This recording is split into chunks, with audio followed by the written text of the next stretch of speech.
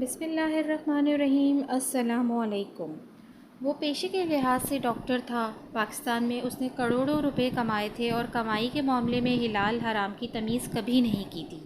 اس نے اپنی اولاد کو تعلیم دلوانے کے لیے امریکہ بھیج رکھا تھا۔ جب اولاد پڑھ کر فارغ ہوئی اور وہیں سیٹ ہو گئی تو وہ بھی اپنا مسیحائی والا کاروبار سمیٹ کر امریکہ جا بسا تھا، جہاں اس نے کروڑوں ڈالر جمع کر رکھے تھے اور بیٹے کے ساتھ مل کر ایک ذاتی ہسپتال بنا لیا تھا۔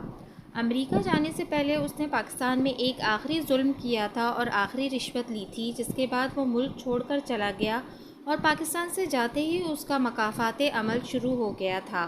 اس کا نام ڈاکٹر خالد شاہ نواز تھا۔ تعلق سندھ سے تھا، انتہائی متوسط طبقے سے تعلق رکھتا تھا، مگر بلا کا ذہین تھا۔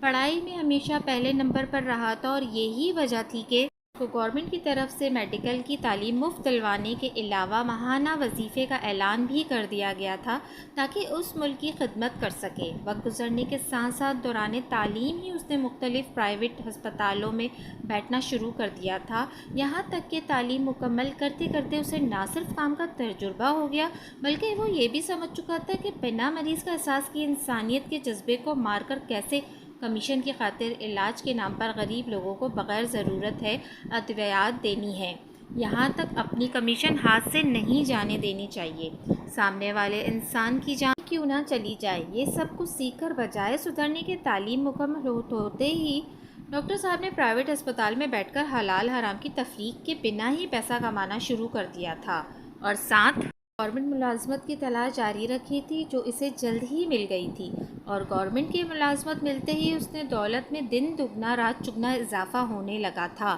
سندھ کے اندر وڈیروں کے تشدد سے ٹوٹ جانے والی ہڈی پستی کو وہ میڈیکل رپورٹ میں حادثاتی طور پر ٹوٹی ہوئی ہڈی قرار دے دیتا تھا یا پھر اسے خود ساختہ چوٹ قرار دے دیتا تھا، یہاں تک کہ وڈیروں جاگیرداروں کے ہاتھوں مر جانے والے لوگوں کی موت کو طبعی موت یا خودکشی کا رنگ دے دیتا اور ان وڈیروں جاگیرداروں کے ہاتھوں عزت لٹانے والی مجبور و لاچار لڑکیوں کی میڈیکل رپورٹ نل کر دیتا۔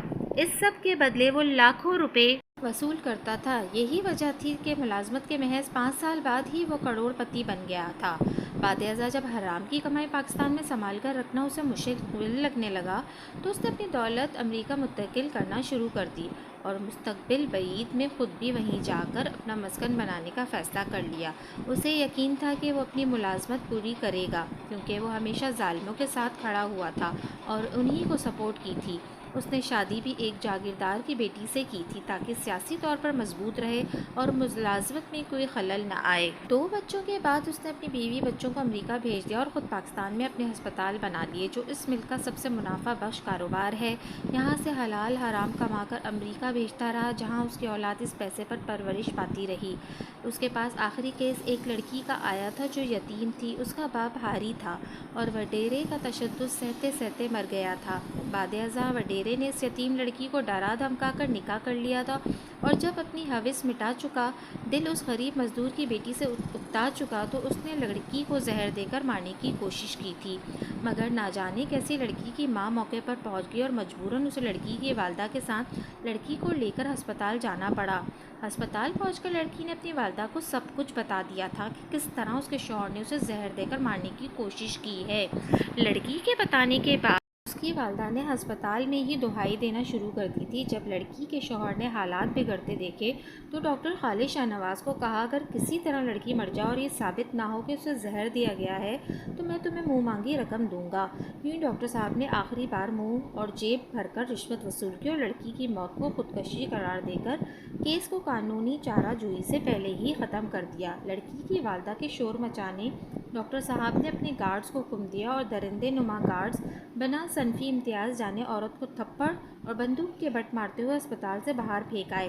لڑکی کی لاش اس کے قاتل شوہر کے حوالے کر دی گئی۔ علاقے میں بتا دیا گیا کہ لڑکی کو اس کے شوہر غیر محرم مرد کے ساتھ دیکھ لیا تھا اور شوہر کے خوف کی وجہ سے لڑکی خودکشی کر گئی۔ یوں وڈیرا بھی بچ گیا، لڑکی بھی مر گئی اور تہمت کے بعد لڑکی کا کردار بھی مر گیا۔ ڈاکٹر صاحب نے جیب اور منہ بھر کر رشوت وصول کی اور ریٹائرمنٹ لے کر امریکہ اپنی فیملی کے پاس منتقل ہو گئے۔ آج جو یورپی ماحول میں پلی بڑھی تھی، والد سے ہمیشہ دور رہی تھی، ان کے لیے ڈاکٹر صاحب کا ہونا محض ایک اضافی وجود کا ہونا تھا۔ انہیں اپنے والد سے کوئی محبت نہیں تھی۔ والد صاحب نے جیسے تیسے کر کے بیٹے کے ساتھ ایک ہسپتال بنایا جس میں بیٹے اور بیٹی کو برابر کا حصہ دیا، مگر بیٹی نے اپنے بوائے فرینڈ کے کہنے پر ہسپتال سے اپنا حصہ الگ کرنے کا مطالبہ کر دیا۔ یوں اونے پونے داموں ہسپتال بیچ کر بیٹی کو رقم دی گئی اور باپ اسی صدمے سے فالج کا مریض ہو گیا۔ اس کی ساری زندگی کی حرام کی کمائی محض 1 سال میں ہی ختم ہو گئی تھی۔ بیٹے نے ان پیسوں سے اپنا بزنس شروع کر لیا۔ بیٹی بوائے فرینڈ کو لے کر لندن چلی گئی، جبکہ ڈاکٹر صاحب کے فالج زدہ وجود کو ایک پرائیویٹ ادارے کے حوالے کر دیا گیا۔ چند دن پہلے ڈاکٹر صاحب کا انتقال ہو گیا۔ 3 دن تک ان کی لاش کے بیٹے کے انتظار میں پڑی رہی اور بیٹا آج آنے کل آنے اور لاش وصول کرنے کا کہتا رہا۔ مجبوراً جب لاش گلنے سڑنے لگی تو اسے بنا کفن جنازے کے دفن کرنے کا فیصلہ کر لیا گیا، اور جب یہ بات ایک انڈین ہندو کو پتہ چلی تو اس نے چند ہندوستانی مسلمانوں سے کہہ کر مردہ حالت میں پڑے ڈاکٹر صاحب کو غسل اور کفن دلوایا، ان کا جنازہ پڑھایا اور انہیں دفن کر دیا گیا۔ ڈاکٹر صاحب نے جس مقتولہ کی ماں کو دھکے دے کر اسپتال سے نکالا تھا، اس نے بد دعا دیتے ہوئے کہا تھا، ڈاکٹر تم نے مجھ پر یہ زمین تنگ کر دی ہے، خدا تم پر قبر زمین تنگ کر دے۔ اس کی بد دعا پوری ہوئی اور جس قبر میں ڈاکٹر صاحب کو اتارا گیا وہ ان کے وجود سے بہت زیادہ تنگ تھی۔ مجبوراً بزور بازو قبر میں لٹایا گیا اور مٹی ڈال دی گئی، مگر افسوس جس اولاد کی خاطر انہوں نے ساری زندگی خدا کے احکامات کو پسے پش ڈال کر زندگی گزاری، آج وہی اولاد ان کے لیے آخری دیدار کے لیے نہیں آئی۔ جزاک اللہ۔ اگر آپ کو میری یہ ویڈیو پسند آئی ہے تو پلیز میرے چینل کو سبسکرائب کرنا نہ بھولیے گا۔